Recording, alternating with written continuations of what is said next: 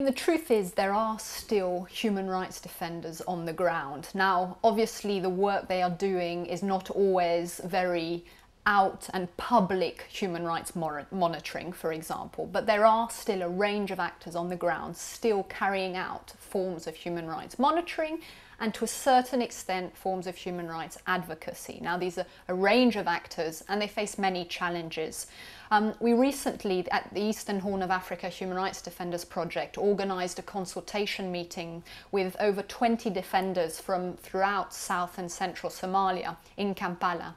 And a lot of the challenges that they identified were obviously in terms of security, movement, etc., but also of their office space and security of information, particularly for those who are working in insurgent-controlled areas of the region, but also in terms of isolation.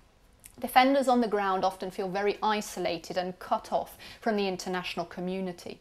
And this is one area where we can see that there is a need for a concerted effort, both from international human rights organisations, but also from the donor community, and in particular the European Commission, which is intricately involved at the moment in Somalia, notably with the transitional federal government, to actually put some concrete strategies in place to support human rights work on the ground.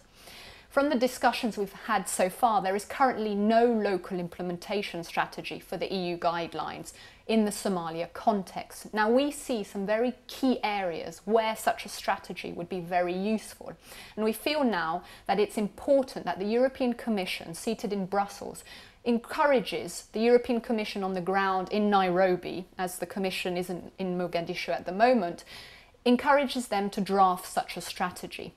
Now, some areas where we feel that such efforts would be useful is once again in terms of protection. So offering human rights defenders on the ground the security means, so both in terms of their capacity to protect themselves, but also in terms of the physical security, which will obviously incur certain financial aspects, but also in terms of political support. How often do we hear the voices of Somali human rights defenders in the meetings which we are having one after the other at the international and regional level on Somalia at the moment? How often are their messages heard?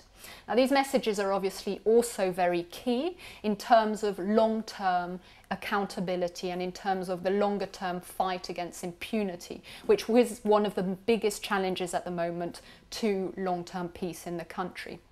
So what we would call on is the EC here, but also the European Parliament, to start asking why there isn't such a strategy at the moment in Somalia, and to start to think quite concretely how to put this strategy in place.